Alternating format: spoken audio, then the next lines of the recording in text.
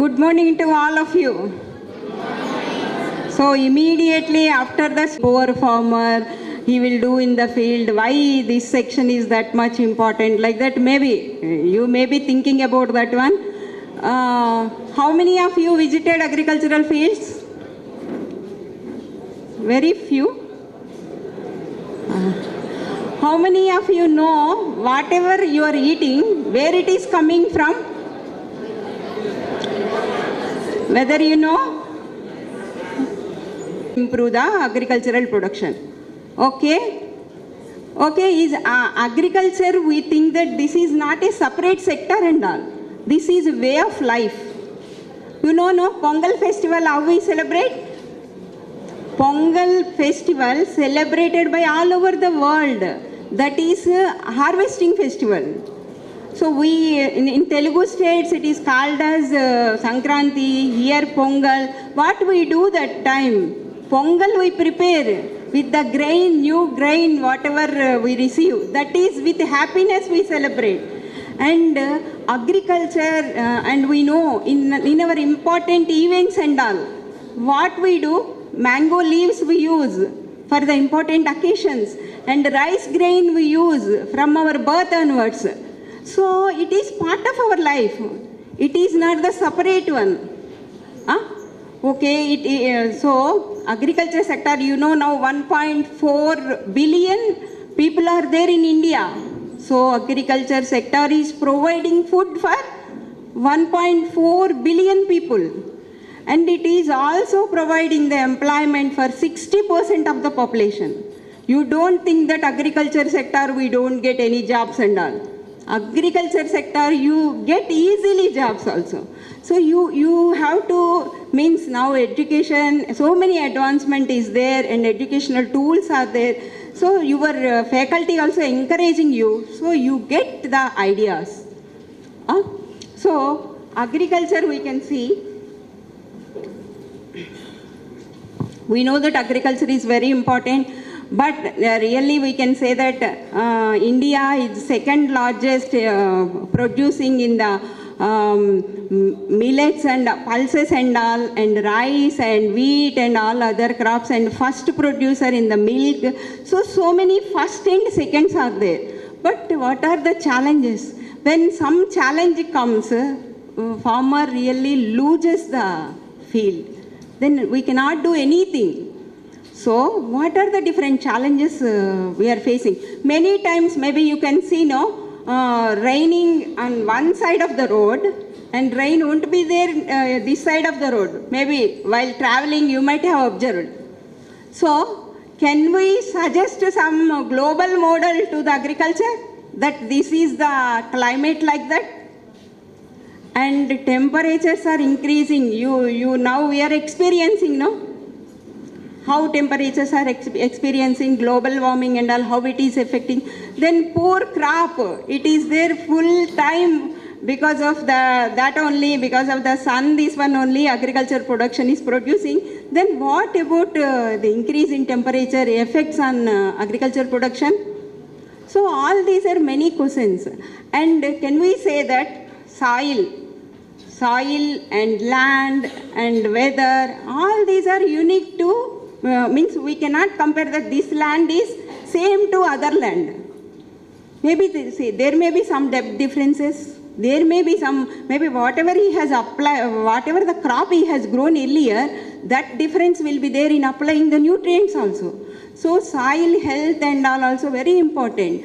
Now means earlier, so many fertilizers sprayed by the farmers and all. Now at least they know something. They got some awareness.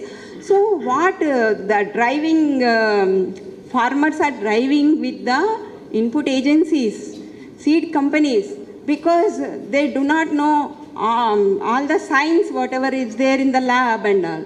So what they are doing, by the suggestions of the input agencies, they spray. And they won't listen to us many times, because whatever the neighbor farmer he has done, he wanted to do that only. He got very good yield. Because I will also tell that earlier, 10 years back, when I collected my statistics and all, fertilizer use is high, that time yield is very high. So we thought, we were very happy. So fertilizer use, pesticide use is high and we are getting the very high yield and all. But now what is the situation? Now soil health is deteriorating like anything, and because of that one, because of this climate change and because of the soil health and all, many minor pests are coming as a major pest now. Because what we do in the research institutes also, whatever the major pests, we could have developed some tolerant varieties, to some packages and all. But whatever the minor pests, we have not concentrated on that. But those minor pests are ruling now. So these are the different challenges, and again marketing. Marketing sector is one more challenge. So all these problems now, maybe production also, it is increasing only. But coming to the factor productivity is very less when compared to the other countries. So we have this much labor, these many people are there, and these many research institutes are producing so many knowledge and technologies and all. So how to transfer these technologies effectively to the farmers? So all these challenges are there in the agricultural production. So now one side there are so many research institutes, so much data generating every year. So much data bank is there with research institutes and all. And one side we can see so much advancement in the AI and machine learning. AI is not the new technology. AI, when I was doing my MCA, that time also AI subject was there. But why now only it is coming up? Because of so many open source technologies and all, we can easy to use. No need of programming that much. So now we are easily using the AI models, easily we can develop the models. So now I request Janaki madam to focus on how these advanced technologies like precision farming and artificial intelligence influence through the precision farming and AI models, we can address these challenges whatever we have discussed and improve the production. Okay, thank you. Thank you, Shailaja ma'am. You started on a very important note on why agriculture and the challenges being faced in the agriculture field. So how many are from farmer agriculture background, like where you have farmers, farming, you know farming? Anybody? So, okay. So if you see Indian population, like 80% of rural population, their livelihood is dependent on agriculture. There are small farmers. There are marginal farmers who has 4 to 6 hectares of land. Okay, so in that land, as madam said, there are so many losses, sudden climatic changes, and many times, as madam said, like they don't know how much fertilizer to use, how much pesticides to be sprayed, how much water to be utilized. So if you overutilize any of this, what will happen? Like pizza do bar diya, then you have pizza 6 pieces at a time. So we'll have gut problem, right? So stomach upset will be there and we will have lot of health issues. So like this, anything overutilization will lead to lot of problems. That is what farmers are exactly facing currently. That is, if water is more utilized, then it leads to soil erosion. We know about soil erosion problems. And if pesticides are sprayed, then it can cause health problems. Who will tell them, who will guide them, who will advise them on how much fertilizer to be utilized, how much water to be utilized. So these things can come only from scientists who are doing lot of research on the data that is available. So agricultural scientists, they generate lot of data in the field. This is the particular crop. If you take rice varieties, so there are so many rice varieties. For every rice variety, if you see, the need for water will be different. Okay, so there is a University of Agricultural Sciences in Bangalore who are studying that 200 different genotypic varieties of rice they are trying, and they see that the water consumption by each of them is different. So how do we know that how much water to be given? So we can actually, if we can generate the data in the fields, where the water utilization, the effect of fertilizer application or the pesticide spray, how it is affecting the crop yield. The data generated that can be utilized to build the machine learning models or artificial intelligence. Okay, so artificial intelligence means, how many of you used Google Lens? Google Lens. You all know, right? How does it work? So you give any picture, it will actually immediately detect and say what is that image about. It is a fruit, it is a person, it is Rajinikanth, whatever may be. So how is Google Lens working? It is working based on the data itself. So it has data of Rajinikanth pictures from the time he entered the film industry till date. So any picture of Rajinikanth you give, you know that Google Lens will immediately say. So this is how the learning is happening, the machine learning is happening, and based on that it will get trained and give the output. So same way, if agricultural scientists can give the data to computer scientists, so computer scientists can work on the data and actually generate the models which will eventually help us to say that, okay, this is the agricultural field, this is from this location, this is the geospatial data, this is how the soil type is, and this much water. See, water availability is also very important. Some places there is no water, enough water available. Such places, how do you actually know how much water to be given? So optimal utilization of these resources is very important, and AI, artificial intelligence, can play a major role. So now we have actually developed a model. Now we have to tell the farmer, this is how you have to utilize. If you tell in English, they may understand. Many of the farmers are educated, well educated, but there could be farmers from the rural area who are need to be advised in their own regional language. That is when the artificial intelligence, natural language processing comes into picture. So how many of you use ChatGPT? Many of you use, right? So it is based on natural language processing and natural language generation. So what it does, it actually has lot of text available in the website. It has crawled the complete data, and based on that it has built beautiful language models. So now farmer want to ask, this is Tamil Nadu, this region, Madurai, and I want to grow this particular crop. Whether my crop will grow properly or not, what will be the crop yield? Once that question is asked, so the ChatGPT kind of advisory should reply saying that, no, this is not the right time to grow your crop. You actually wait for few more days to sow the seeds. All these kind of advisories can be given to the farmers in their own language using this natural language processing, using artificial intelligence. And IoT is also one of the major player, right? So actually in the fields they install these sensors to continuously monitor the utilization of water and the nutrient requirement and all. So all these will play together to come out with a very good agricultural model for crop productivity. Thank you, madam. Thank you, madam. Very rightly pointed out that some varieties maybe need water availability and all. Not only that one, maybe nutrient uptake also. So based on the soil and based on the variety, we can recommend the fertilizer recommendation. And based on the soil, maybe sometimes P is high. If nitrogen is high, maybe we cannot spray that much nitrogen in that field. Like that, site-specific recommendations we have to develop. That is only with the data only.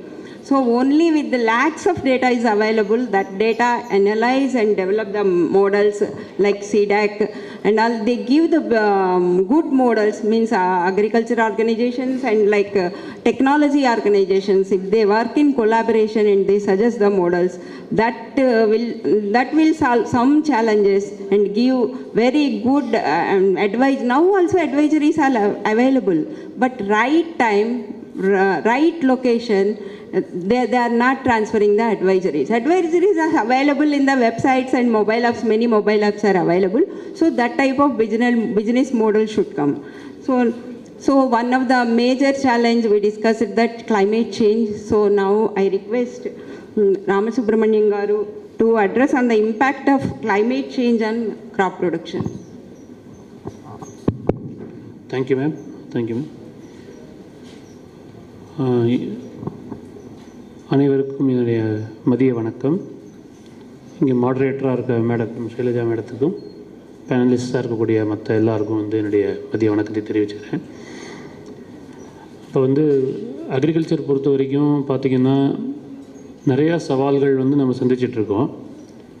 List போட்டோன்னா நிறையா வரும். Productivity ரொம்ப கம்மியாக இருக்குது. இப்போ madam சொன்னாங்க எல்லாத்துலேயும் நம்ம ஃபஸ்ட்டு பொசிஷனில் இருக்கோம் இல்லை செகண்ட் பொசிஷனில் இருக்கோம்னு சொல்கிறாங்க.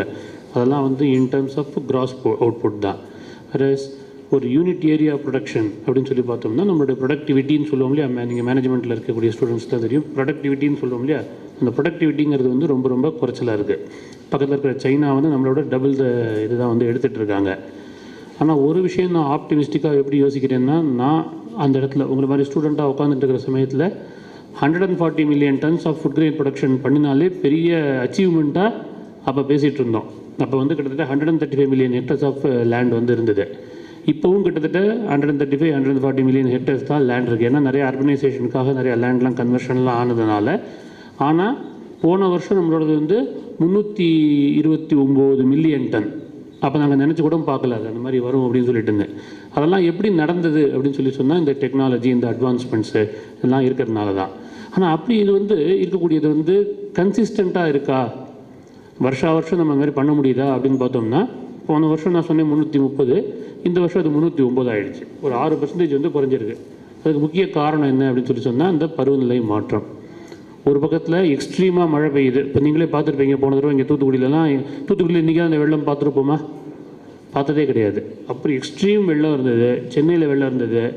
வெஸ்டர்ன் டிஸ்ட்ரிக்ஸில் போய் பார்த்தீங்கன்னு சொன்னால் வறட்சி இருந்தது. அந்த மாதிரி ஒரு ப்ரெடிக்டபுளாகவே இல்லை. ஒரு ஸ்டேட்டோ ஒரு ஒரு ஒரு சவுத் இந்தியா அந்த மாதிரியே இல்லை. ரொம்ப பருவநிலை மாற்றங்கிறது ரொம்ப லோக்கலைஸ் ஆகிடுச்சு. ஒரு 4-5 கிலோமீட்டர்ஸ் ரேடியஸ்குள்ளேயே நிறையா மாற்றங்கள்லாம் வருது. அப்படிங்கும்போது அதுக்கு ஏற்ற மாதிரி நம்மளுடைய சிஸ்டம் வந்து நம்ம தயார் பண்ணிக்கணும். அதனால் வரக்கூடிய லாஸஸ் வந்து கிட்டத்தட்ட போன வருஷம் வந்து $7 பில்லியன் வந்து நமக்கு லாஸ் வந்து இந்த பருவநிலை மாற்றத்தினால மட்டுமே. மீதி கண்ட்ரீஸில் வந்து பார்த்திங்கன்னா அவங்களுடைய மொத்த அக்ரிகல்ச்சர் ப்ரொடக்ஷனில் ஒரு 10% வந்து லாஸ் இருந்ததுன்னு சொன்னால், இந்தியாவோட லாஸ் வந்து 21% போன வருஷம்.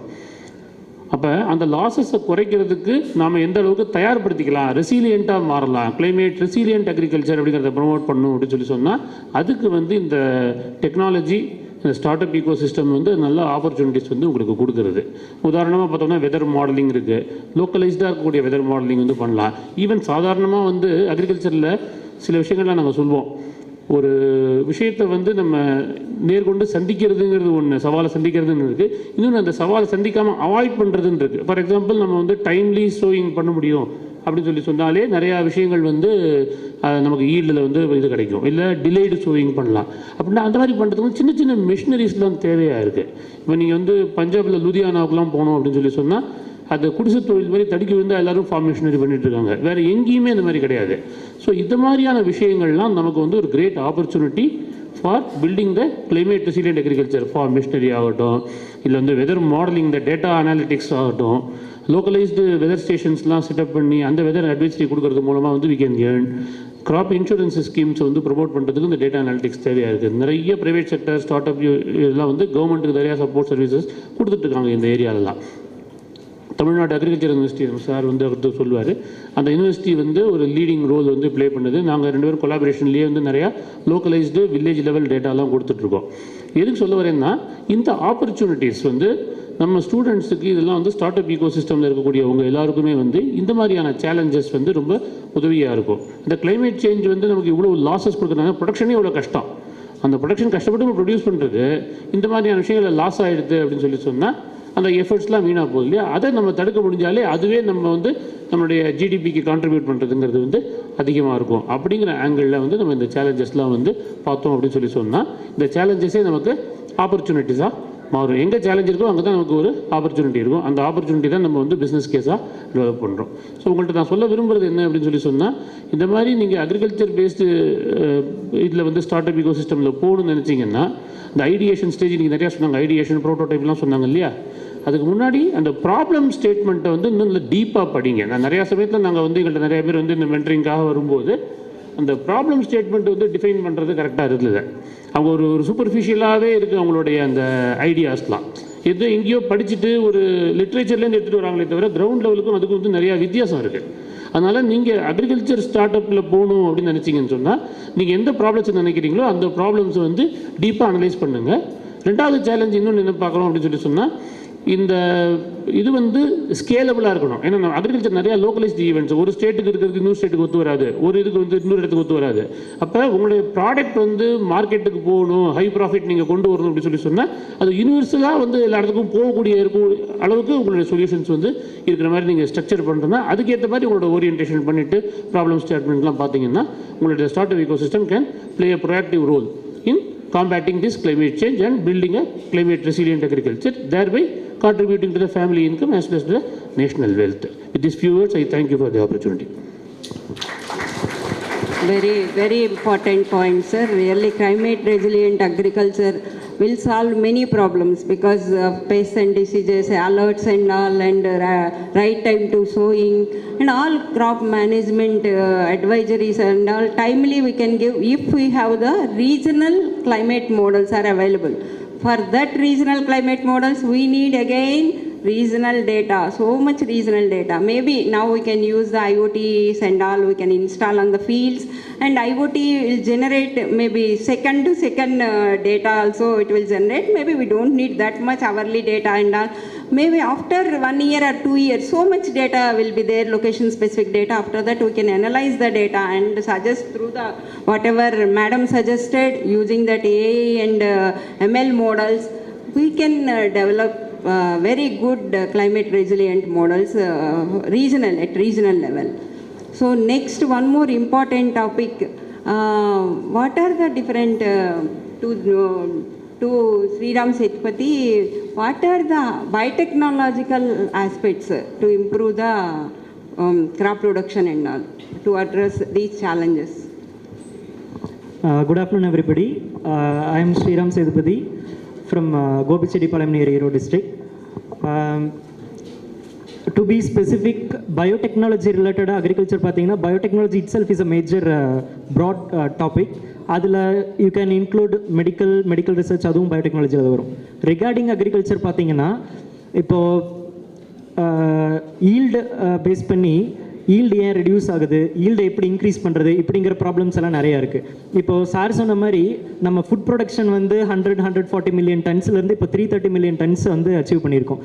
So population according to demography, இந்தியாவோட பாப்புலேஷன் வந்து அப் டு 2065 வரைக்கும் it will be in a steep rice, up to 165 crore வரைக்கும் போகும் அப்படிங்கிறது வந்து ப்ரெடிக்ஷன்ஸ் கொடுத்துருக்காங்க. ஸோ 165 crore பாப்புலேஷனுக்கு நம்ம வந்து ஃபீட் பண்ண முடியுமா அப்படிங்கிறது இன்னுமே ஒரு கேள்வி தான்.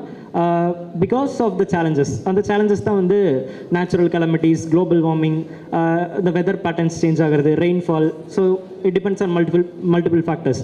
ஸோ பயோடெக்னாலஜிக்கல் ஆஸ்பெக்ட்ஸில் நம்ம இதை எப்படி டேக்கிள் பண்ணலாம் அப்படிங்கிறது it depends on regional specific, data specific and based on the intensity of the problem. இப்போது எக்ஸாம்பிள் பெஸ்ட்னு எடுத்துக்கிட்டிங்கன்னா யூ ஹர்ட் ஆஃப், இப்போது தமிழ்நாட்டில் வந்து மெய்ஸ் ஒரு இடத்துல ரொம்ப அதிகமான ஏரியாவில் ப்ரொடக்ஷன் நடக்குது அப்படின்னா ஃபால் ஆர்மிவாம் வந்து ஒரு பெரிய பிரச்சனையாக இருக்கும். அமெரிக்கன் ஆரிஜினில் வந்து அந்த FAWன்னு சொல்லுவோம், ஃபால் ஆர்மிவாம். ஸோ அது வந்து we are spraying pesticides on a very massive scale. இப்போ ட்ரோன்ஸ் வந்துருச்சு, நம்ம எல்லாருமே ஸ்ப்ரே பண்ணுறோம். பட் ரெக்கமெண்டட் டோஸில் நம்ம ஸ்ப்ரே பண்ணுறோமா அப்படிங்கிறது வந்து ஒரு மிகப்பெரிய கேள்வி. இப்போது farmers they don't know the accurate level of spraying. So அவங்களுக்கு வந்து நம்ம even though the government or private agencies work on the ground to educate the farmers about the technologies, they still அவங்கள வந்து ஒரு நெக்ஸ்ட் லெவல் ஆஃப் ஒரு ஆசைன்னு சொல்லலாம். கொஞ்சம் அதிகமாக அடித்தா அந்த பெஸ்ட் கண்ட்ரோல் ஆகுமா அப்படிங்கிற ஒரு எக்ஸ்பெக்டேஷன்ஸில் they spray a little more. So இது நம்ம சயின்ஸ் பேஸ்டாக பார்த்தோம்னா அந்த பெஸ்ட்டுக்கு வந்து ரிசர்ஜன்ஸ் ஆயிரும். ஸோ ஃபால் ஆர்மிவாம் இப்போ ஒரு 10 ml/L இந்த வருஷம் அடித்து அது கண்ட்ரோல் ஆகுது அந்த ஃபால் ஆர்மிவாம்னா, நெக்ஸ்ட் இயர் அது 15 ml/L அடித்தா தான் கண்ட்ரோல் ஆகும். ஸோ டியூ கோர்ஸ் ஆஃப் டைமில் அந்த பெஸ்ட்டுக்கு ரிசர்ஜன்ஸ் ஆகுது. ஸோ இதை வந்து தடுக்கிறதுக்கு நம்ம பயோடெக்னாலஜிக்கல் ஆஸ்பெக்டில் ப்ரீடிங் வந்து ஸ்பெசிஃபிக் கைண்ட் ஆஃப் ப்ரீடிங்ஸ் வந்து பண்ணிகிட்ருக்கோம். இப்போது காட்டன் கேள்விப்பட்டிருப்பீங்க, பிடி காட்டன் கேள்விப்பட்டிருக்கீங்களா? ஜெனட்டிக்கலி மாடிஃபைடு காட்டன் இந்தியாவில் ஃபுல்லாமே வந்து கல்டிவேட் பண்ணுறது இப்போது ஒரு 90% மார்க்கெட் ஷேர் ஆக்குபை பண்ணியிருக்கிறது வந்து ஜெனட்டிக்கலி மாடிஃபைடு காட்டன் தான். ஸோ அதில் என்ன ஸ்பெஷாலிட்டின்னு பார்த்தீங்கன்னா போல்வாம் அப்படின்னு ஒரு புழு வரும்.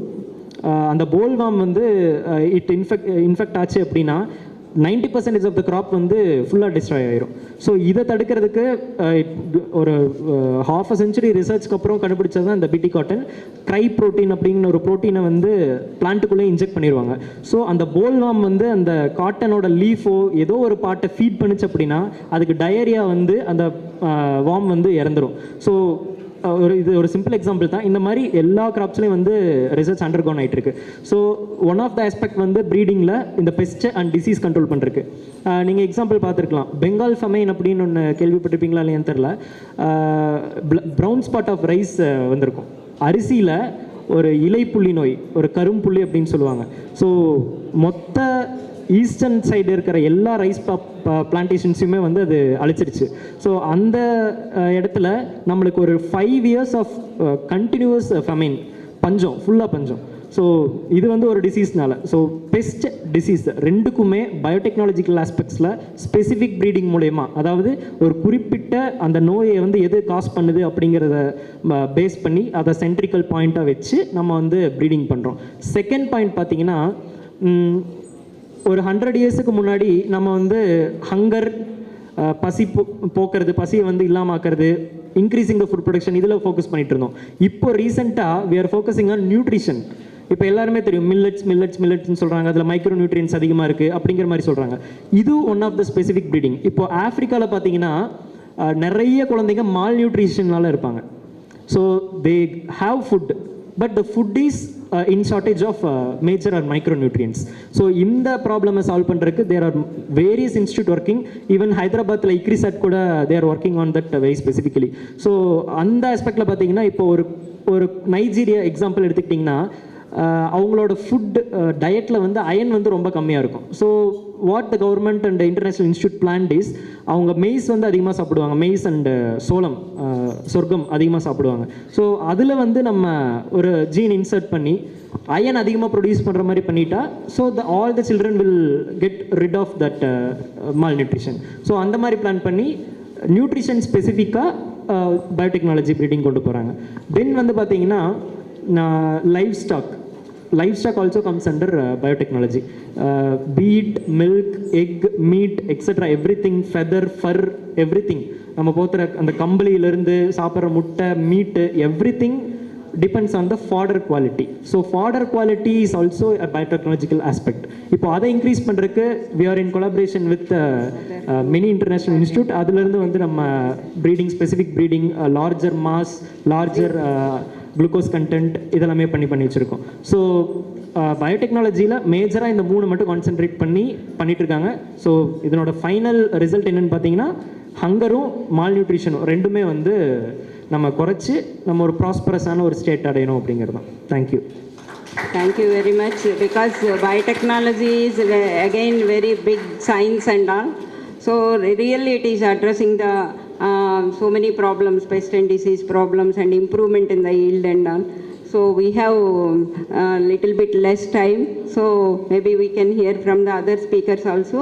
So now I request Dr. Selvam, how to maximize the dissemination and reach of agriculture market intelligent models to the farmers. That is also important sector.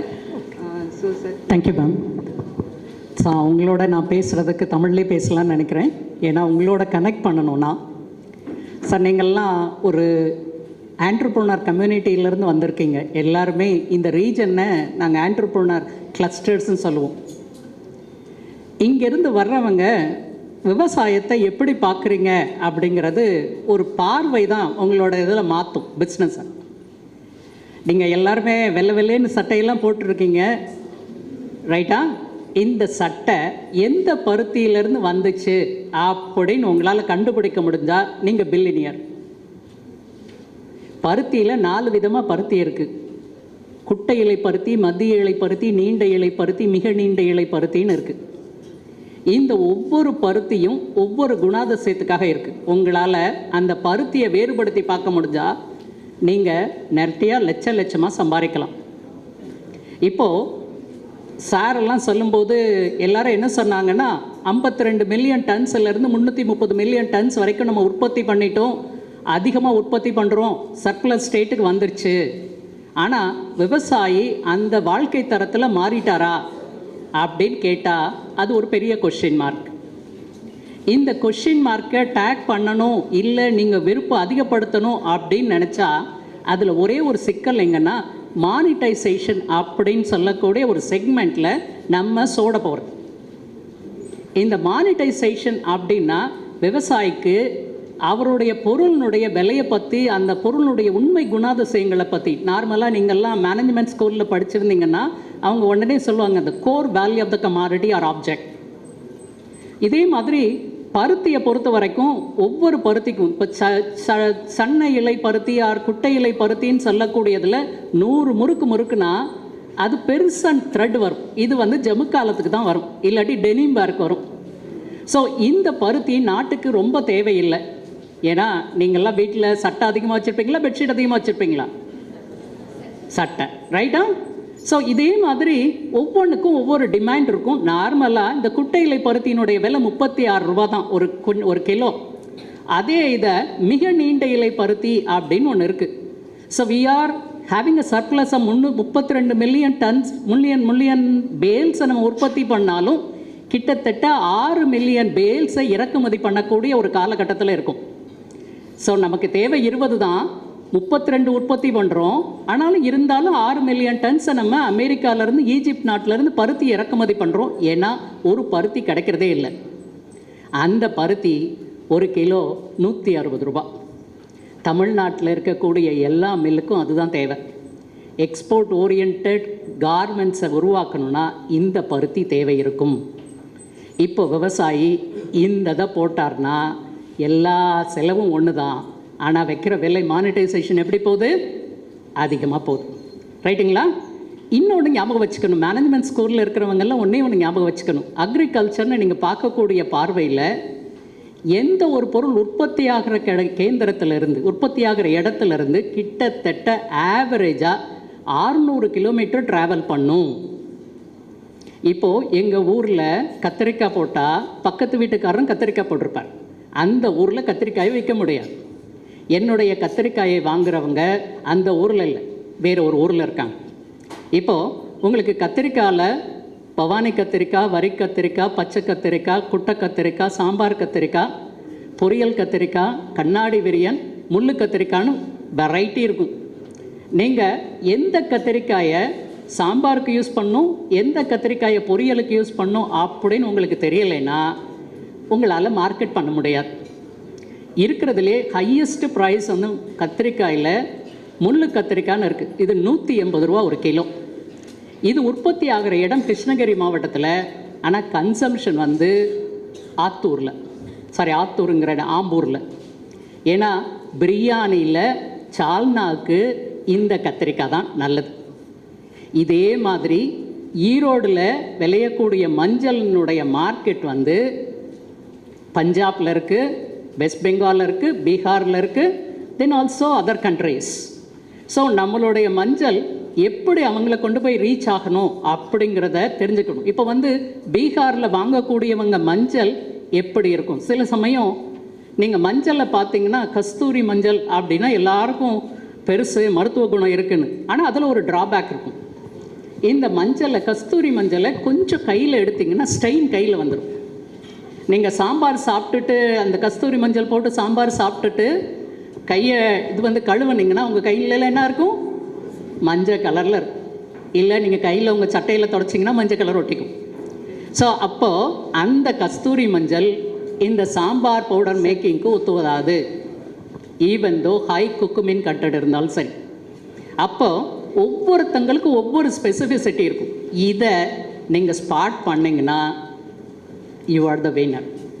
ரைட்டுங்களா? சில சமயம் நீங்கள் ஒரு வெள்ளரிக்காயை எப்படி பார்க்குறீங்கன்னு எனக்கு தெரியாது. வெள்ளரிக்காயை எதுக்காக பார்ப்பீங்க? சாப்பிட்றதுக்கா? ரைட்டா? எதுக்காக? சாப்பாடா? சார் எல்லாரும் தாகத்துக்காக சாப்பிட்டீங்கன்னா நீங்கள் இன்னும் உண்மையாக வெள்ளரிக்காயை பற்றி தெரியலேன்னு அர்த்தம். வெள்ளரிக்காய் வந்து 0 கலோரி மெட்டீரியல் அப்படின்னு. ஒரு டயபெட்டிக் பேஷண்ட்டுக்கு கலோரி லெவல் இன்க்ரீஸ் ஆகக்கூடாது. அப்போ எந்த பொருளை நான் சாப்பிட்டா கலோரி இன்க்ரீஸ் ஆகாமல் சேம் டைம் எனக்கு ஸ்டமக் வந்து ஃபில் ஆகணும். இந்த ஸ்டமக் ஃபில் ஆகலைன்னா தூக்கம் வராது. மோஸ்ட் ஆஃப் த டயபெட்டிக் பேஷண்ட்டுக்கு வரக்கூடிய ஒரு பிரச்சனை என்னென்னா, டாக்டர் ஒரு கவலம் தான் சாப்பிட சொல்லுவார். ஆனால் அந்த கவலம் அரிசியை சாப்பிட்டா எனக்கு நைட்டு தூக்கம் வராது. அப்போ இந்த 0 calorie material will have a more value. இதே இடத்துல அந்த குக்கும்பரை நீங்கள் வேறு பர்பஸ்க்கு யூஸ் பண்ணலாமா அப்படின்னு பார்த்தீங்கன்னா, நீங்கள்லாம் சினிமாவில் ஒரு இடத்துல சிரிப்பீங்க. ஹீரோயின் வந்து வெள்ளையாக பேஸ்ட் பண்ணிவிட்டு நடுவில் என்ன பண்ணியிருப்பாங்க, ஒரு ஸ்க்ரப்பர் வச்சுருப்பாங்க. சார் முடிச்சாங்க. ஓகே, சாரிம்மா. இந்த இடத்துல இன்டெலிஜென்ஸ், இந்த ஸ்க்ரப்பரை வந்து குக்கும்பர்களுடைய பெரிய ப்ராப்பர்ட்டி. அதாவது இன்னர் டர்ட் இந்த ஸ்கில்லை ரிமூவ் பண்ணக்கூடிய ஒரு ப்ராப்பர்ட்டி எதில் இருக்குது, குக்கும்பருக்கு இருக்குது. இதை ஹிமாலயாஸ் கரெக்டாக புரிஞ்சுட்டு அதை ஒரு சோப்பாக மாற்றினாங்க. இதே தாகமாக இருக்கிறத நீங்கள் ஐஸ் செஞ்சுருக்கீங்களா குக்கும்பர்லேருந்து? இல்லை. ஆனால் பெப்சிகாரம் எக்ஸ்ட்ராக்ட் பண்ணி டாக்டர் குங்குமர்னு சொல்லிட்டு ஒரு கார்பனேட் ட்ரிங்க் தாய்லாண்டில் விட்டுட்ருக்காங்க. Successful market. இது மாதிரி நீங்கள்லாம் ஒரே ஒரு சின்ன ஒரு விஷயம், நீங்கள் உங்கள் ஊரில் வடித்த கஞ்சின்னு கேள்விப்பட்டிருப்பீங்களா? வடித்த கஞ்சி எதுக்கு? ரைட். ஓகே, ஓகே, சரி. இந்த இடத்துல நாங்கள் வடித்த கஞ்சிக்கு ரைஸ் வாட்டர்னு பேர். இதை பற்றி ஒரு 70 ப்ராடக்ட் அந்த ரைஸ் வாட்டர்லேருந்து உங்களுக்கு கூகுளில் சர்ச் பண்ணி பாருங்கள்.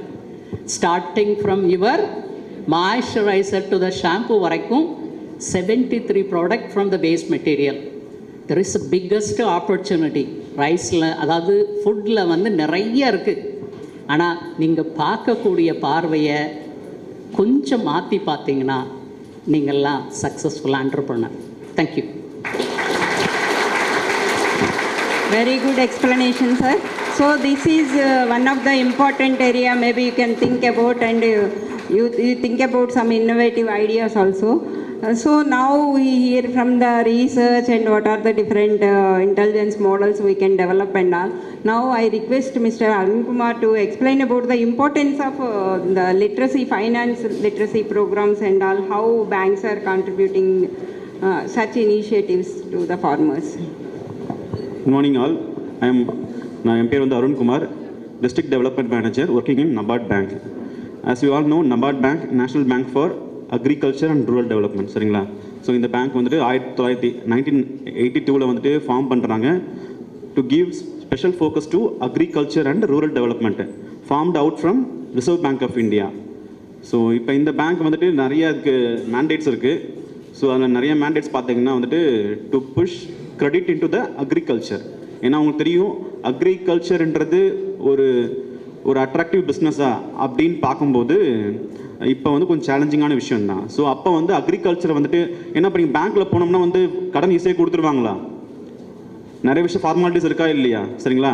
அப்போ அக்ரிகல்ச்சரை வந்து நிறைய செக்டர்ஸ் இருக்குது. இப்போ ஐடி செக்டர் இருக்குது, அக்ரிகல்ச்சர் இருக்குது, மற்ற செக்டர்ஸ் இருக்குது. இப்போ வந்து ஒரு ஐடியோ இல்லை வேறு நல்ல ஒரு செக்டருக்கோ வந்துட்டு நம்ம வந்துட்டு பேங்க்ஸ் வந்து ஈஸியாக லோன் கொடுக்க வாய்ப்பு இருக்குது. பட் அக்ரிக்கு வந்துட்டு அட்ராக்டிவாக இருந்தால் மட்டும்தான் வந்துட்டு அக்ரிக்கு வந்து லோன் கொடுக்க முடியும். ஸோ அப்போ வந்து அட்ராக்டிவாக மாற்றணும் அப்படின்றதுக்காக தான் என்ன பண்ணுறாங்க, நபார்ட் வந்துட்டு ரீஃபினான்ஸ்ன்னு சொல்கிறாங்க. சரிங்களா? ஒரு பர்சன் வந்து அக்ரிகல்ச்சருக்கு வந்து ஒரு பேங்க்கில் லோன் வாங்கும்போது அவங்களுக்கு நபார்ட் வந்து ரீஃபினான்ஸ் பண்ணுவாங்க. சரிங்களா? ஸோ இப்போ நீங்கள் பார்க்கும்போது இன்னைக்கு நம்ம வந்துட்டு நபார்ட் வந்து provide refinance to all commercial banks. அது ஸ்டேட் பேங்காக இருக்கலாம், இல்லை எந்த பேங்காக வேணாலும் இருக்கலாம், கோஆப்ரேட்டிவ் பேங்க்ஸாக இருக்கலாம், இல்லை வந்துட்டு regional rural banks, any banks வந்து இந்த ரீஃபினான்ஸ் கொடுக்குறாங்க. இந்த ரீஃபினான்ஸ் இந்த கேஷ் இன்ஃப்ளோ வந்து உள்ளே செலுத்தும் போது என்ன பண்ணுது, அந்த செக்டாருக்கு வந்துட்டு அந்த காஸ்ட் ஆஃப் லெண்டிங் சொல்லுவாங்க, மேனேஜ்மெண்ட் பார்ப்பீங்களா, இன்ட்ரெஸ்ட் காஸ்ட் வந்து கம்மியாகுது. ஸோ அதன் மூலமாக வந்து என்னதுன்னா அந்த ஃபார்மர்ஸ்க்கு வந்து கடைசியில் வந்துட்டு லோன் போய் சேருது. சரிங்களா? ஸோ இந்த மாதிரி விஷயம் refinance first major role of NABARD வந்துட்டு ரீஃபினான்ஸ் பண்ணுறாங்க. ஸோ இதோட நபார்டோட பேலன்ஸ் ஷீட்டுன்னு பார்க்கும்போது மோர் தேன் 8.5 lakh crore வந்துட்டு அக்ரிக்கு வந்து பணம் போயிட்டு இருக்கு. சரிங்களா? ஸோ அந்த மாதிரி விஷயம். ஸோ இன்றைக்கி வந்துட்டு நம்ம இன்னைக்கு இந்தியாவில் பார்க்கும்போது கிரெடிட் அப்சார்ப்ஷன் பை அக்ரிகல்ச்சர்னு பார்க்கும்போது 21.55 lakh crore வந்துட்டு அக்ரிக்கு ஃபினான்ஸ் போயிட்டுருக்கு. சரிங்களா? இந்த சைஸ் வந்து ரொம்ப பெருசு. இன்றைக்கி வந்துட்டு ஒரு ஃபார்மர் வந்துட்டு அது மட்டும் இல்லாமல் இன்றைக்கி ஃபார்மர் வந்துட்டு ஒரு லோன் வாங்கணும்னா பேங்க்கில் போயிட்டு நம்மளால் வாங்க முடியாது. ஒரு ஃபார்மரால் 4% இன்ட்ரெஸ்ட்டில் லோன் வாங்க முடியும். ஈவன் இங்கே நிறைய பேங்கர்ஸ் இங்கே ப்ரொஃபஸர்ஸ் இருப்பாங்க, ப்ரொஃபஸர்ஸாக கூட 4% லோனில் வந்துட்டு பேங்க்கில் வாங்க முடியாது. பட் வந்துட்டு ஒரு ஃபார்மரால் வாங்க முடியும். அது காரணம் வந்துட்டு கிசான் கிரெடிட் கார்டு. சரிங்களா? ஸோ அந்த கிசான் கிரெடிட் கார்டு வந்து 1998 வந்துட்டு கொண்டு வந்தது யாருன்னு பார்க்கும்போது நபார்ட். ஸோ இந்த கேசிசி கார்டு வந்துட்டு இன்னைக்கு இருக்கிறதுனால ஒரு ஃபார்மரால் 4% ரேட் ஆஃப் இன்ட்ரெஸ்ட்டில் லோன் வாங்க முடியும். ஸோ இந்த பர்சன்ட் லோன் வாங்கும்போது அவருக்கு அக்ரிகல்ச்சர் வந்துட்டு காஸ்ட் ஆஃப் ப்ரொடக்ஷன் கம்மியாகுதா இல்லையா? ஸோ அவருக்கு ஒரு வயபிள் பிஸ்னஸாக அக்ரி மாறலாம்ல. ஸோ அந்த மாதிரி விஷயங்கள் நடந்துகிட்டு இருக்கு. ஸோ அது மட்டும் இல்லாமல் நெக்ஸ்ட் வந்துட்டு நபார்ட் பண்ண பயனர், NABARD is a pioneer to start self help groups. நிறைய பேருக்கு தெரியுமா எஸ்ஹெச்ஜி என்னன்னு தெரியுமா உங்களுக்கு? உங்கள் வீட்டுக்கு பக்கத்துலேயே இருப்பாங்க. சரிங்களா? மகளிர் குழுக்கள். ஸோ நான் திரும்ப சொல்கிறது தான், பேங்க்கில் லோன் வாங்குறதுன்றது கொஞ்சம் சேலஞ்சான விஷயந்தான். உங்களுக்கு ஸ்கோர்லாம் நல்லா இருந்தால் மட்டும்தான் லோன் வாங்க முடியும். ஆனால் வந்துட்டு ஒரு பெண்களோ கையில் ஒன்றுமே இல்லை, நகை கூட கிடையாது, அப்போ அவங்க போய் பேங்க்கில் நிற்கிறாங்கன்னா லோன் கொடுப்பாங்களா? வாய்ப்பு இல்லை தானே. ஆனால் இன்னைக்கு நம்ம பார்க்கும்போது நம்ம இந்த டிஸ்ட்ரிக்டில் எக்ஸாம்பிள் விருதுநகர் டிஸ்ட்ரிக்டில் மட்டும் பார்க்கும்போது கிட்டத்தட்ட 500 to 600 crores வந்துட்டு எஸ்எஸ்ஜிக்கு போயிட்டு இருக்கு. ஆவரேஜாக பார்த்தோன்னா ஒவ்வொரு டிஸ்ட்ரிக்ட்லையும் வந்துட்டு இவ்வளோ ஃபண்ட் வந்துட்டு இந்த மக்களுக்கு லேடிஸ்க்கு போயிட்டு இருக்கு. அவங்க என்ன பண்ணுறாங்க, அதை வச்சுட்டு ஒரு லைவ்லிஹுட், ஒரு ஏதாவது ஒரு சின்ன சின்ன பிஸ்னஸ் பண்ணுறதுக்கு அந்த பணம் வந்து ரொம்ப யூஸ்ஃபுல்லாக இருந்துட்டு இருக்கு. ஸோ இந்த எஸ்எஸ்ஜி கான்செப்டை நம்ம வந்து ஒரு தனியாக போனாலும் லோன் கேட்க கஷ்டமாக இருக்கும். ஒரு குரூப்பாக போய் லோன் கேட்கும்போது பேங்க் என்ன சொல்லுவார், நான் கொஞ்சம் தரத்துக்கு கொஞ்சம் முன் வருவாரா இல்லையா? வாய்ப்பு இருக்குது. ஸோ அந்த விஷயத்தை தான் வந்து 1992 வந்துட்டு எஸ்எஸ்ஜி வந்துட்டு கான்செப்ட் நபார்ட் கொண்டுட்டு வராங்க. ஸோ இன்றைக்கி வந்து ஆல் ஓவர் இந்தியாவில் வந்துட்டு மோர் தேன் க்ளோஸ் டு 1 crore குரூப்ஸ் இருக்காங்க. So it is benefiting more than 10 crore beneficiaries. So இதனால் வந்துட்டு அவங்களுக்கு லோன் போய் சேருது, அவங்க வாழ்க்கையில் வந்துட்டு ஒரு பெரிய மாற்றம் வருது. ஸோ அது மட்டும் இல்லாமல் இப்போ நெக்ஸ்ட்டு நியூ கான்செப்ட்ஸ் வந்துட்டு அதே கான்செப்ட் தான் ஜேஎல்ஜி, ஜாயிண்ட் லயபிலிட்டி குரூப். இப்போ அதே கான்செப்ட்ஸில் பார்த்தீங்கன்னா ஃபார்மர் ப்ரொடியூசர் ஆர்கனைசேஷன்ஸ். ஸோ இதில் நிறைய பேர் அக்ரி கிராஜுவேட்ஸ் இருப்பாங்க. அவங்க இந்த வேர்ட் கேள்விப்பட்டிருப்பீங்களா இல்லையா? எஃபிஓஸ் கேள்விப்பட்டிருக்கீங்களா? சரிங்களா? ஸோ அதை வந்துட்டு இந்தியாவில் வந்து லார்ஜ் ஸ்கேல் பண்ணிகிட்டு இருக்கிறது நபார்ட் தான் வந்துட்டு. ஸோ நம்ம பார்த்துருக்கோம், இப்போ சாய்க்குன்னு பேசிகிட்டு இருக்க மாதிரி நம்ம கேட்டுட்டு இருந்தோம்லாம் இல்லையா? இப்போ வந்துட்டு இந்தியாவில் மோர் தேன் 85% ஆஃப் ஃபார்மர்ஸ் யார்? Small and marginal farmers. அவங்ககிட்ட இருக்கிற லேண்ட் எவ்வளோ இருக்கும்? 1 to 2 hectares தான் லேண்டே இருக்கும். ஸோ அப்படி இருக்கும் பட்சத்தில் அவங்களுக்கு சார் எப்படி சொன்னார், ஸ்கேலபிலிட்டி வருமா வராதா? ஒரு பிஸ்னஸ் அவங்க வந்துட்டு எந்த ஒரு விஷயம் பண்ணாலும் அவங்களால பண்ண முடியாது. அவங்ககிட்ட இருக்கிற ஒரு சப்போஸ் வந்துட்டு ஒரு 100 கிலோவோ 200 கிலோ தான் ஒரு ப்ரொடக்ஷன் பண்ணியிருப்பார். அதை எடுத்து போய் ஒரு மார்க்கெட்டில் விற்கணும்னா ரொம்ப சேலஞ்சிங்காக இல்லையா? ஸோ அந்த ஃபார்மர்ஸ் எல்லாம் ஒரு கோஆப்ரேட்டிவ் மாடலில் எல்லாரும் சேர்ந்து பண்ணும்போது ஒரு சப்போஸ் 500 ஃபார்மர்ஸ் இருக்காங்கன்னா ஒவ்வொரு ஃபார்மாட்டையும் ஒரு 100 கிலோஸ் இருக்கும்போது 500 ஃபார்மர்ஸ் பல்காக பார்க்கும்போது என்னவா இருக்கும்? ஒரு பெரிய சைஸ் வருமா இல்லையா? ஒரு 500 tons வருமா இல்லையா? ஸோ அப்போ வந்துட்டு அவரால் better he can negotiate with the end கிளையண்ட்டை நெகோஷியேட் பண்ண முடியும். நல்ல ப்ரைஸ் கிடைக்கும். அவர் காஸ்ட் ஆஃப் ப்ரொடக்ஷன்லேருந்து காஸ்ட் ஆஃப் டிரான்ஸ்போர்ட்டேஷன்லேருந்து மார்க்கெட்டிங் எல்லாமே ஈஸியாக இருக்கும். ஸோ அந்த விஷயத்தை தான் வந்துட்டு ஃபார்மர் ப்ரொடியூசர் ஆர்கனைசேஷன் பண்ணுறாங்க. இந்த farmer producer organisation is collective, farmers collectively own a company and run a company. சரிங்களா? ஸோ இங்கே விருதுநகர்லேயே பார்க்கும்போது கிட்டத்தட்ட மோர் தேன் 35+ FPOs இருக்காங்க. So they will make turnover இந்த ரேஞ்ச் ஆஃப் 1 crore பண்ணுறாங்க. மோர் தேன் 15 crores விருதுநகர் பண்ணிட்டு இருக்காங்க. தமிழ்நாட்டில் நம்பர் 1 டிஸ்ட்ரிக்ட் இன் FPOஸ்ன்னு பார்த்தோம்னா நம்ம விருதுநகர் தான். சரிங்களா? ஸோ அந்தளவுக்கு வந்துட்டு இது நடந்துக்கிட்டு இருக்கு. ஸோ இதெல்லாம் வந்துட்டு இது எல்லாமே இந்த FPOஸ்லாம் பார்க்கும்போது புது நியூ கான்செப்ட்ஸு 5 to 7 years தான் இருக்கும். ஸோ பட் ஆஃப்டர் சர்டன் டைமுக்கு அப்புறம் பார்க்கும்போது இவங்களோட இம்பேக்டை வந்து இவங்க ஃபார்மர் வந்து கவர்மெண்ட்டை நம்பி இருக்க வேண்டிய அவசியம் இல்லை. எனக்கு தெரியும் ஃபார்மர்ஸ் பெரும்பாலும் என்ன பண்ணுறாங்க, ஒரு ஃபார்மிங் பண்ணணுமா கவர்மெண்ட்டை பெரும்பாலும் நம்பி தான் இருக்காங்க. சரிங்களா? அந்த சுச்சுவேஷன் வந்துட்டு ரொம்ப பெருசாக கன்ஃபார்மாக மாறும். ஒரு 10 years வந்துட்டு FPOs வந்து it's like they are like a start up only. But start up will generally owned by 1 or few people, but FPOs owned by more than 100, 200, 300, 500 members. So அதான் டிஃபரன்ஸு. உங்களுக்கு என்ன ஸ்டார்ட் அப்ஸ் என்ன பிரச்சனை இருக்கோ அதே பிரச்சனைகளை FPOஸும் பார்த்துக்கிட்டு இருக்காங்க. ஸோ இந்த மாதிரி விஷயங்கள்லாம் வந்துட்டு நடந்துக்கிட்டு இருக்கு. So thank you for the opportunity. Thank you for very good explanation. Now I invite persons from the students. Breeding கொண்டு போகிறாங்க. தென் வந்து பார்த்தீங்கன்னா livestock also comes under biotechnology. Beef, milk, egg, meat etcetera everything, feather, fur, everything. நம்ம போத்துற அந்த கம்பளியிலேருந்து சாப்பிட்ற முட்டை, meat, everything depends on the fodder quality. So fodder quality is also a biotechnological aspect. இப்போ அதை இன்க்ரீஸ் பண்ணுறதுக்கு we are in collaboration with many international institute. அதுலேருந்து வந்து நம்ம breeding, specific breeding, larger mass, larger glucose content இதெல்லாமே பண்ணி வச்சுருக்கோம். So பயோடெக்னாலஜியில் மேஜராக இந்த 3 மட்டும் கான்சென்ட்ரேட் பண்ணிட்டு இருக்காங்க. ஸோ இதனோட ஃபைனல் ரிசல்ட் என்னென்னு பார்த்தீங்கன்னா ஹங்கரும் மால் நியூட்ரிஷனும் ரெண்டுமே வந்து நம்ம குறைச்சி நம்ம ஒரு ப்ராஸ்பரஸான ஒரு ஸ்டேட் அடையணும் அப்படிங்கிறது தான். Thank you. Thank you very much, because biotechnology is again very big science and all. So really it is addressing the so many problems, pest and disease problems, and improvement in the yield and all. So we have a little bit less time, so maybe we can hear from the other speakers also. So now I request Dr. Selvam, how to maximize the dissemination and reach of agriculture market intelligent models to the farmers. That is also important sector. So sir. Thank you ma'am. So உங்களோட நான் பேசுகிறதுக்கு தமிழ்லேயே பேசலான்னு நினைக்கிறேன். ஏன்னா உங்களோட connect பண்ணணும்னா sir நீங்கள்லாம் ஒரு ஆண்டர்ப்ரனர் கம்யூனிட்டியிலேருந்து வந்திருக்கீங்க. எல்லாருமே இந்த ரீஜனை நாங்கள் ஆண்டர்ப்ரனர் கிளஸ்டர்ஸ்ன்னு சொல்லுவோம். இங்கேருந்து வர்றவங்க விவசாயத்தை எப்படி பார்க்குறீங்க அப்படிங்கிறது ஒரு பார்வை தான் உங்களோட இதில் மாற்றும் பிஸ்னஸை. நீங்கள் எல்லாருமே வெள்ளைன்னு சட்டையெல்லாம் போட்டுருக்கீங்க, ரைட்டா? இந்த சட்டை எந்த பருத்தியிலேருந்து வந்துச்சு அப்படின்னு உங்களால் கண்டுபிடிக்க முடிஞ்சால் நீங்கள் பில்லினியர். பருத்தியில் 4 விதமாக பருத்தி இருக்குது. குட்டை இலை பருத்தி, மத்திய இலை பருத்தி, நீண்ட இலை பருத்தி, மிக நீண்ட இலை பருத்தின்னு இருக்குது. இந்த ஒவ்வொரு பருத்தியும் ஒவ்வொரு குணாதிசயத்துக்காக இருக்குது. உங்களால் அந்த பருத்தியை வேறுபடுத்தி பார்க்க முடிஞ்சால் நீங்கள் நிறையா லட்சமாக சம்பாதிக்கலாம்.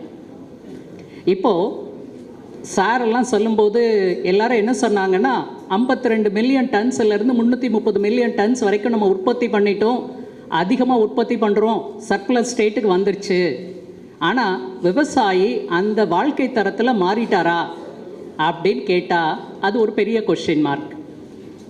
இந்த கொஸ்டின் மார்க்கை டேக் பண்ணணும், இல்லை நீங்கள் விருப்பம் அதிகப்படுத்தணும் அப்படின்னு நினச்சா அதில் ஒரே ஒரு சிக்கல் எங்கன்னா மானிட்டைசேஷன் அப்படின்னு சொல்லக்கூடிய ஒரு செக்மெண்ட்டில் நம்ம சோட போகிறது. இந்த மானிட்டைசேஷன் அப்படின்னா விவசாயிக்கு அவருடைய பொருளினுடைய விலையை பற்றி, அந்த பொருளுடைய உண்மை குணாதிசயங்களை பற்றி, நார்மலாக நீங்கள்லாம் மேனேஜ்மெண்ட் ஸ்கூலில் படிச்சிருந்தீங்கன்னா அவங்க உடனே சொல்லுவாங்க the core value of the commodity or object. இதே மாதிரி பருத்தியை பொறுத்த வரைக்கும் ஒவ்வொரு பருத்திக்கும் இப்போ சன்ன இலை பருத்தி ஆர் குட்டை இலை பருத்தின்னு சொல்லக்கூடியதில் 100 முறுக்குனா அது பெருசாக த்ரெட் வரும். இது வந்து ஜமுக்காலத்துக்கு தான் வரும், இல்லாட்டி டெனிம் பேருக்கு வரும்.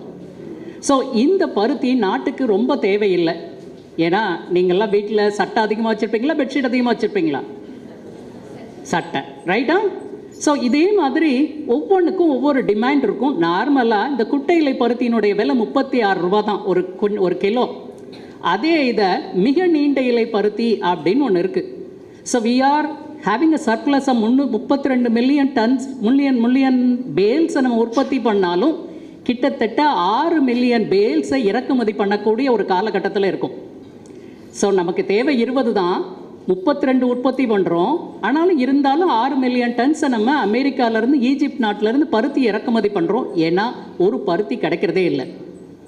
அந்த பருத்தி ஒரு கிலோ 160 ரூபா. தமிழ்நாட்டில் இருக்கக்கூடிய எல்லா மில்லுக்கும் அதுதான் தேவை. எக்ஸ்போர்ட் ஓரியன்ட் கார்மெண்ட்ஸை உருவாக்கணும்னா இந்த பருத்தி தேவை இருக்கும். இப்போ விவசாயி இந்த போட்டார்னா எல்லா செலவும் ஒன்று தான், ஆனால் வைக்கிற விலை மானிட்டைசேஷன் எப்படி போகுது? அதிகமாக போகுது, ரைட்டுங்களா? இன்னொன்று ஞாபகம் வச்சுக்கணும், மேனேஜ்மெண்ட் ஸ்கூலில் இருக்கிறவங்கெல்லாம் ஒன்று ஞாபகம் வச்சுக்கணும். அக்ரிகல்ச்சர்னு நீங்கள் பார்க்கக்கூடிய பார்வையில் எந்த ஒரு பொருள் உற்பத்தி ஆகிற கேந்திரத்திலிருந்து, உற்பத்தி ஆகிற இடத்துலேருந்து கிட்டத்தட்ட ஆவரேஜாக 600 கிலோமீட்டர் ட்ராவல் பண்ணும். இப்போது எங்கள் ஊரில் கத்திரிக்காய் போட்டால் பக்கத்து வீட்டுக்காரரும் கத்திரிக்காய் போட்டிருப்பார்.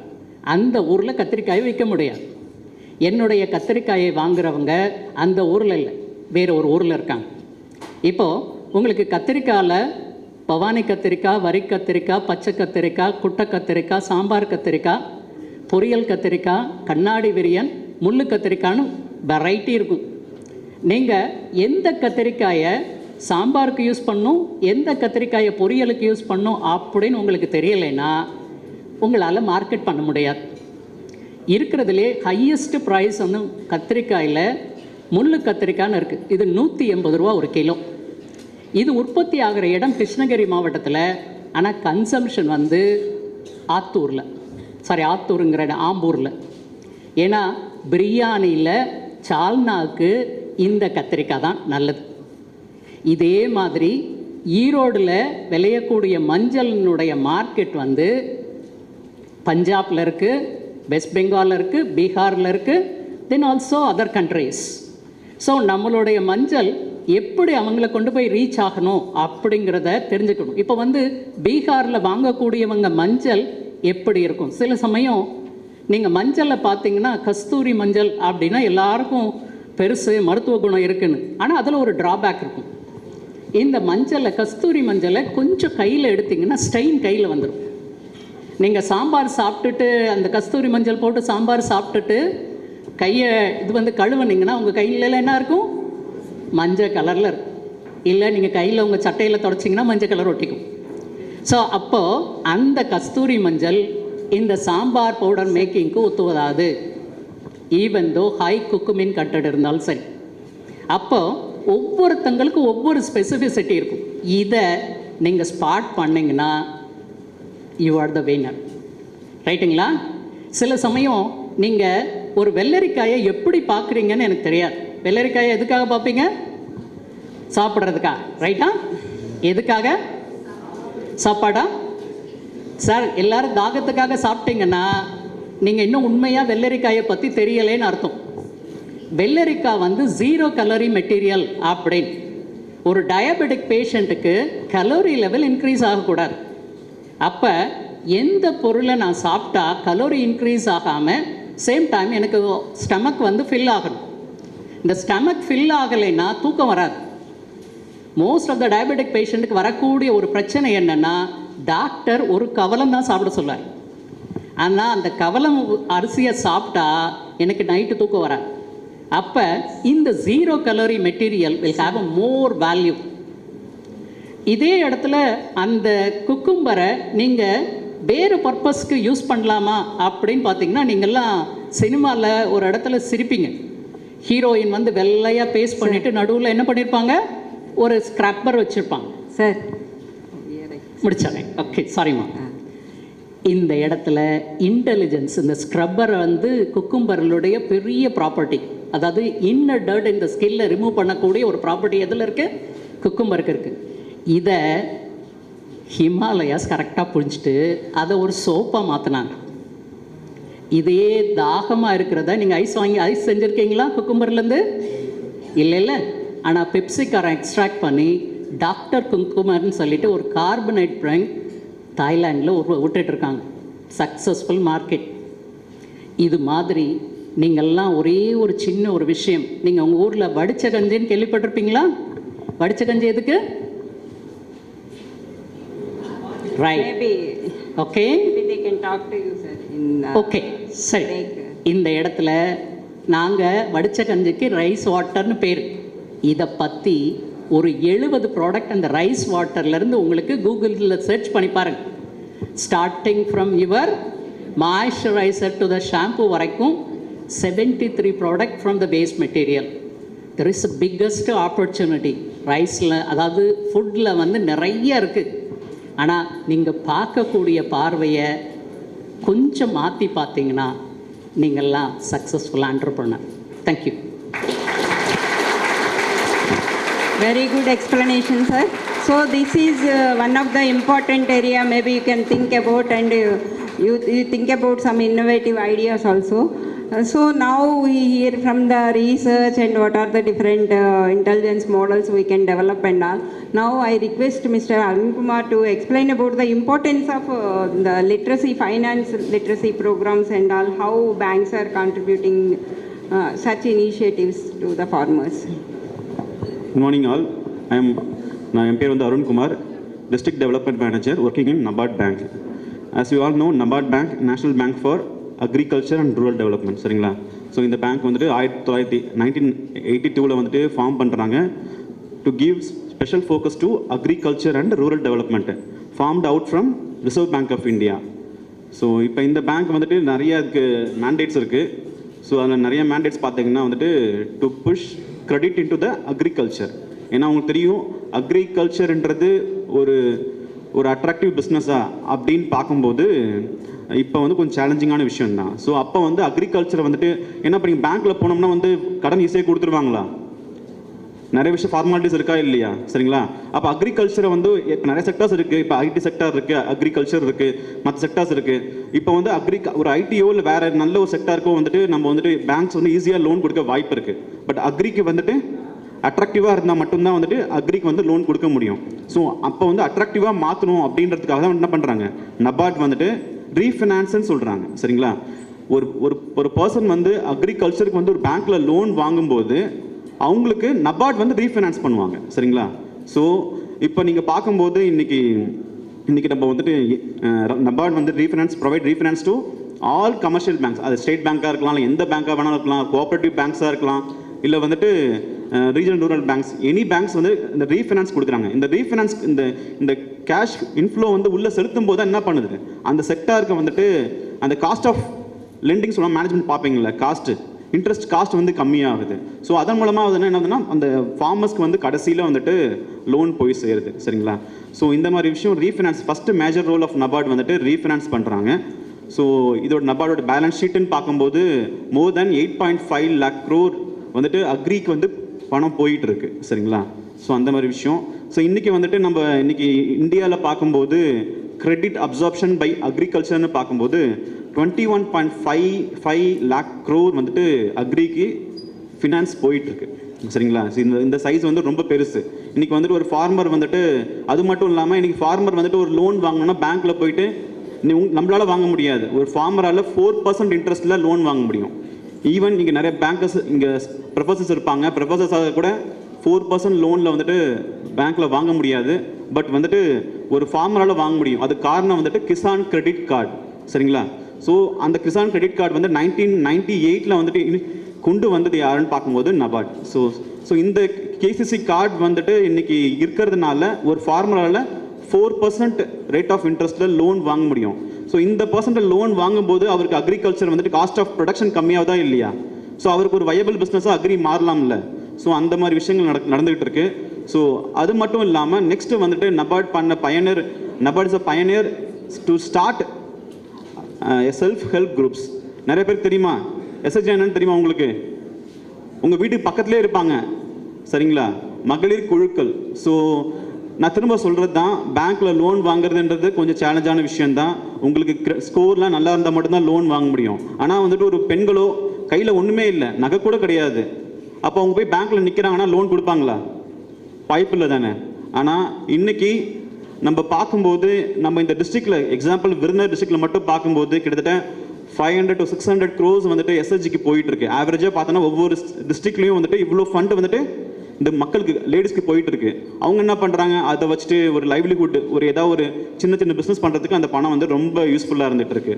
ஸோ இந்த எஸ்எஸ்ஜி கான்செப்டை நம்ம வந்து ஒரு தனியாக போனாலும் லோன் கேட்க கஷ்டமாக இருக்கும். ஒரு குரூப்பாக போய் லோன் கேட்கும்போது பேங்க் என்ன சொல்லுவார், நான் கொஞ்சம் தரத்துக்கு கொஞ்சம் முன் வருவாரா இல்லையா? வாய்ப்பு இருக்குது. ஸோ அந்த விஷயத்தை தான் வந்து 1992 வந்துட்டு எஸ்ஹெச்ஜி வந்துட்டு கான்செப்ட் நபார்ட் கொண்டுட்டு வராங்க. ஸோ இன்றைக்கி வந்து ஆல் ஓவர் இந்தியாவில் வந்துட்டு மோர் தேன் க்ளோஸ் டு 1 crore குரூப்ஸ் இருக்காங்க. So it is benefiting more than 10 crore beneficiaries. So இதனால் வந்துட்டு அவங்களுக்கு லோன் போய் சேருது, அவங்க வாழ்க்கையில் வந்துட்டு ஒரு பெரிய மாற்றம் வருது. ஸோ அது மட்டும் இல்லாமல் இப்போ நெக்ஸ்ட்டு நியூ கான்செப்ட்ஸ் வந்துட்டு அதே கான்செப்ட் தான் ஜேஎல்ஜி, ஜாயிண்ட் லயபிலிட்டி குரூப். இப்போ அதே கான்செப்ட்ஸில் பார்த்தீங்கன்னா ஃபார்மர் ப்ரொடியூசர் ஆர்கனைசேஷன்ஸ். ஸோ இதில் நிறைய பேர் அக்ரி கிராஜுவேட்ஸ் இருப்பாங்க. அவங்க இந்த வேர்ட் கேள்விப்பட்டிருப்பீங்களா இல்லையா?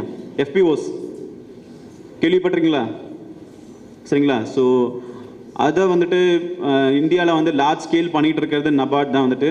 ஸோ நம்ம பார்த்துருக்கோம், இப்போ சாய்க்கு பேசிகிட்டு இருக்க மாதிரி நம்ம கேட்டுட்டு இருந்தோம்லாம் இல்லையா? இப்போ வந்துட்டு இந்தியாவில் மோர் தேன் 85% ஆஃப் ஃபார்மர்ஸ் யார்? Small and marginal farmers. அவங்ககிட்ட இருக்கிற லேண்ட் எவ்வளோ இருக்கும்? 1 to 2 hectares தான் லேண்டே இருக்கும்.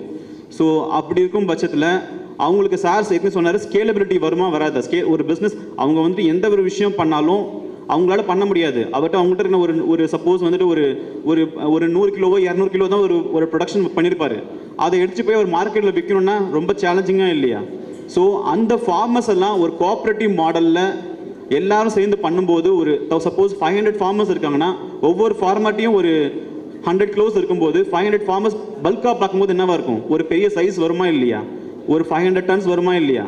ஸோ அப்போ வந்துட்டு அவரால் better he can negotiate with the end கிளையண்ட்டை நெகோஷியேட் பண்ண முடியும். நல்ல ப்ரைஸ் கிடைக்கும். அவர் காஸ்ட் ஆஃப் ப்ரொடக்ஷன்லேருந்து காஸ்ட் ஆஃப் டிரான்ஸ்போர்ட்டேஷன்லேருந்து மார்க்கெட்டிங் எல்லாமே ஈஸியாக இருக்கும். ஸோ அந்த விஷயத்தை தான் வந்துட்டு ஃபார்மர் ப்ரொடியூசர் ஆர்கனைசேஷன் பண்ணுறாங்க. இந்த farmer producer organisation is collective, farmers collectively own a company and run a company. சரிங்களா? ஸோ இங்கே விருதுநகர்லேயே பார்க்கும்போது கிட்டத்தட்ட more than 35+ FPOs இருக்காங்க.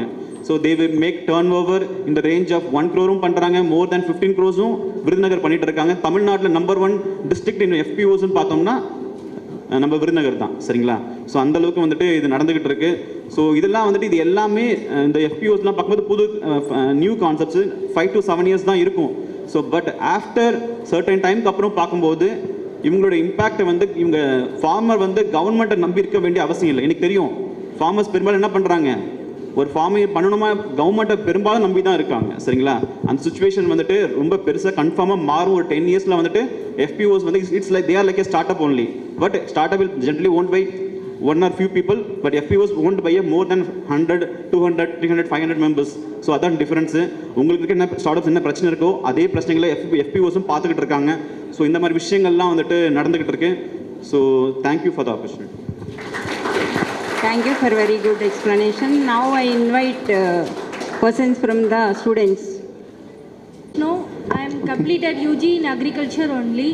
Okay. Now I am pursuing MBA. I have 2 questions that to put forward here. First question is, some of the farmers are not adapting to the recent technologies and digital transformations in the agriculture. And some farmers are following only their cultural practices of their own and from the other farmers.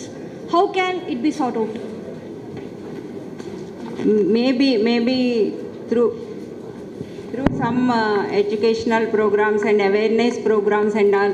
Means we have to show some improvement in the yield and all, what benefit they will get using the advanced technologies and all. Yes. Maybe sir also. உங்களுடைய கேள்வி நல்ல கேள்வி. இந்த கேள்விக்கு பதில் ஒவ்வொரு ஆங்கிளில் இருந்தும் பதில் சொல்லலாம். நான் வந்து ஸ்ட்ரைட்டாக அவங்கள்ட்ட வரேன். ஸ்மால் அண்ட் மார்ஜினல் ஃபார்மர்னு நம்ம சார் சொன்னார், 2 ஹெக்டேருக்கு கீழே இருக்கிறாங்க. இந்த 2 ஹெக்டேருக்கு கீழே இருக்கிறவங்க சில டெக்னாலஜி அடாப்ட் பண்ணணும்னா இன்வெஸ்ட்மெண்ட் இருக்காது. கார்ப்பரேட் இருக்கிற மாதிரியும் இவங்க மாதிரியும் இருக்காது. இந்ததுனால அடாப்ட் பண்ணாமலாம் போகலாம். ஓகே, எஸ்பெஷலி மைக்ரோ இரிகேஷன்ஸ் இல்லை ட்ரோன் பேஸ்டு டெக்னாலஜியெல்லாம் போகணுன்னா இன்வெஸ்ட்மெண்ட், ப்ரிசிஷன் ஃபார்மிங் இதெல்லாம் போகணுன்னா இன்வெஸ்ட்மெண்ட் வேணும் சில, ரைட்? ஸோ இந்த லொக்கேஷனுக்கு தகுந்த மாதிரி மற்ற ஃபார்மர் வேறு ஒரு இடத்துல போடுறத பார்த்துட்டு இங்கே போய் பார்த்தாங்கன்னா தே வில் அடாப்ட். ஸோ இதுக்காக தான் டெமான்ஸ்ட்ரேஷன் ஒரு மெக்கானிசத்தை கொண்டு வந்திருப்பாங்க.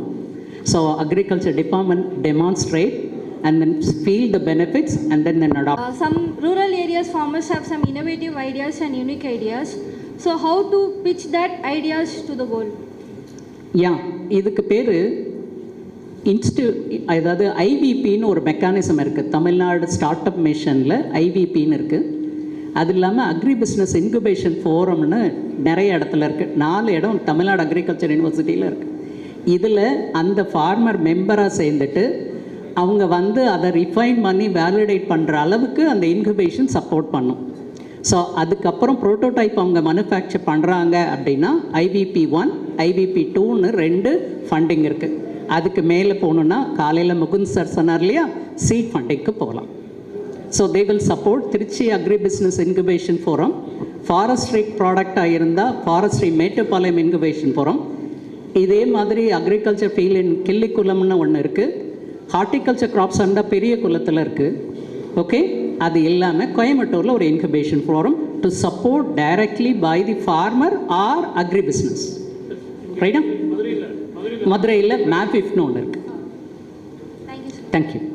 One more person only invited. Others maybe they discuss in the break time. MBA. I have one question. Like nowadays வந்துட்டு இப்போ ப்ரொட்டஸ்ட் அது மாதிரி ஃபார்மர்ஸ் வந்து பண்ணிகிட்ருக்காங்க. அதுக்கு முன்னாடியிலேருந்து நம்ம தமிழ்நாட்டிலும் பண்ணியிருக்காங்க. இப்போது ஆல் ஓவர் இந்தியாவில் அந்த ப்ரொட்டஸ்ட் வந்துட்டு போயிட்டு இருந்துச்சு. ஸோ டியூ டு கவர்மெண்ட் பாலிசியால் இந்த ப்ரொட்டஸ்ட் நடந்துச்சு அப்படின்னு சொல்லிட்டு இருக்காங்க. What are the impact? எதுக்காக அந்த கவர்மெண்ட்க்கும் ஃபார்மர்ஸ்க்கும் அந்த மாதிரி ஆல்ரெடி லைக் பைண்டப் இருந்துச்சு அப்படின்னா அந்த கவர்மெண்ட் பாலிசியால் எதுக்காக ஃபார்மர்ஸ் வந்து அஃபெக்ட் ஆகுறாங்க? அதனால் இந்தியன் எக்கனாமியில் என்ன மாதிரியான இம்பேக்ட் வந்துட்டு இருக்குது?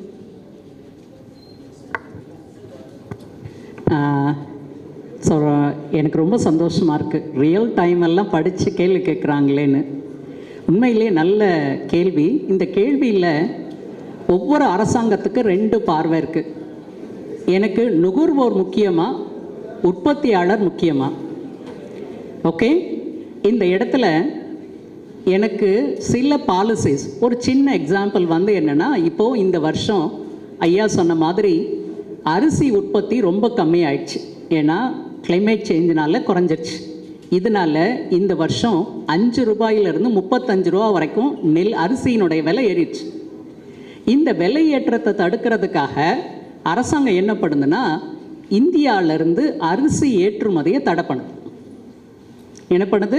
அரிசி ஏற்றுமதியை தடை பண்ணுது. இதனால் அரிசி ஏற்றுமதி பண்ணக்கூடிய எல்லா விவசாயியும் வாங்குவாங்க இல்லையா, அதெல்லாம் தடைப்பட்டு போயிடும். அப்போது விவசாயிகளுக்கு என்னாகும்? அஃபெக்ட் ஆகும். இது யாருக்காக பயன்படுத்துகிறாங்க அப்படின்னா, நுகர்வோர் பாதிக்கப்படக்கூடாது. இப்போ டெல்லியில் இருக்கக்கூடிய விவசாயிகள் எல்லாருமே போராடுறது எதுக்குன்னா, எம்எஸ்பி அப்படின்னு சொல்லக்கூடிய ஒரு குறைந்தபட்ச ஆதார விலையை அரசியலமைப்பு சட்டத்தில் உறுதிப்படுத்தணுங்கிறாங்க. அப்படின்னா என்னென்னா, விவசாயி உற்பத்தி பண்ணால் அரசாங்கம் வாங்கிக்கணும். ரைட்டுங்களா? இப்போது அரசாங்கத்துக்கு என்னென்னா, டபுள் எட்ஜ் ஸ்வார்டுன்னு பேர் இருக்கு. ஒரு பக்கம் எல்லாத்தையும் நான் வாங்கிட்டேன்னா எல்லா பணமும் எங்கே போயிடும்? அந்த சப்சிடி நீங்கள் பொருளை வாங்கி வைக்கிறதுக்கே கொடுத்துட்டோன்னு வச்சுக்கிங்க, அதர் டெவலப்மெண்ட் ப்ராஜெக்ட்ஸ்க்கு பணமே இருக்காது. அதனால் என்ன சொல்கிறாங்கன்னா, எப்பெல்லாம் குறைந்தபட்ச ஆதார விலையை விட கம்மியாக போகுதோ அப்போ மட்டும் நாங்கள் இன்டர்வென் பண்ணுறோம். எல்லா நேரத்துலையும் நாங்கள் இன்டர்வென் பண்ண முடியாது. ஓப்பன் மார்க்கெட்டில் நீங்கள் செல் பண்ணணும். இந்த 2 இடத்துலையும் புரிதல் என்னென்னா, நுகர்வோரையும் காப்பாற்றணும், விவசாயியையும் காப்பாற்றணும். இந்த 2ஐயும் பேலன்ஸ் பண்ணணும்னு நினச்சா இந்த மாதிரி கான்ஃபரன்டேஷனை ஃபேஸ் பண்ண வேண்டியிருக்கும். ரைட்டா? புரியுதா? சிஸ்டம் இப்படி தான் இருக்குது.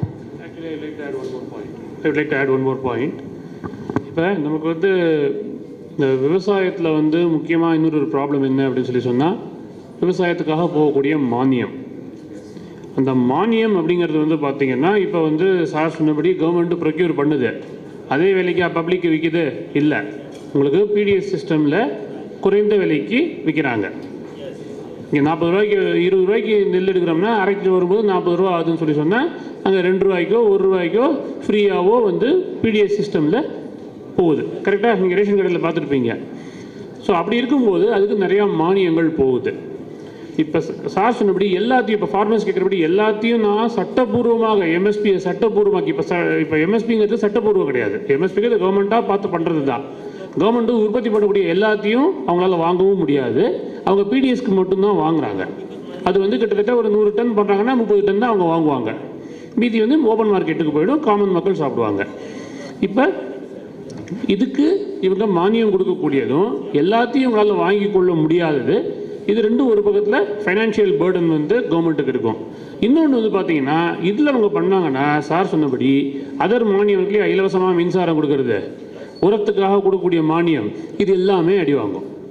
அப்படி பண்ணாங்கன்னா இவங்க ஒரு குறைந்தபட்ச ஆதார விலையை கூட கொடுக்க முடியாது. அந்தளவுக்கு விவசாயிகளுக்கு பிரச்சனை வரும். இது இன்னொரு விஷயத்தில் ஆங்கிளில் பார்த்தா, இது நம்ம நாட்டுக்குள்ளே இருக்கிறதுன்னு. இன்னொன்று வந்து இந்த வேர்ல்ட் ட்ரேட் அக்ரிமெண்ட்டில் வந்து நம்ம கிராட் அக்ரிமெண்ட் படி பார்த்தோம் சொன்னால், இந்த சப்சிடி லெவல்லாம் ஒரு அளவுக்குள்ளே தான் இருக்கணும் அப்படின்னு ஒரு லிமிட் இருக்குது. நமக்கு இந்தியாவுக்கு மட்டும்தான் இப்போ எக்ஸெப்ஷனும் கொடுத்துருக்காங்க, கொஞ்சம் 10% இருக்கு. ஏன்னா இந்தியா லார்ஜ் பாப்புலஸ் கண்ட்ரி, நானே சாப்பிட்றேங்கிறதுனால தான் இந்த சப்சிடி லெவல்லையும் வந்து இந்த விலக்கு கொடுத்துருக்காங்க நமக்கு ஒரு 10% வரைக்கும். மற்ற கண்ட்ரீஸ்லாம் இதை விட மோசம்.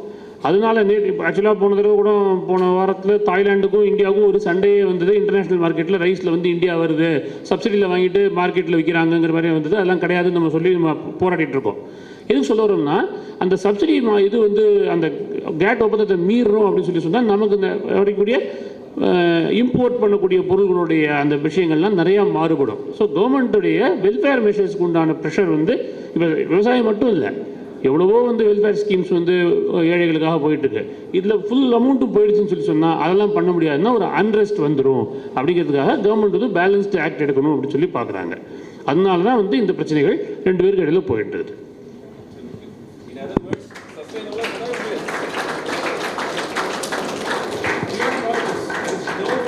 Okay, we can, any questions are there? Maybe in the break session you can consult us. And maybe finally, means time is not there, we can during lunch.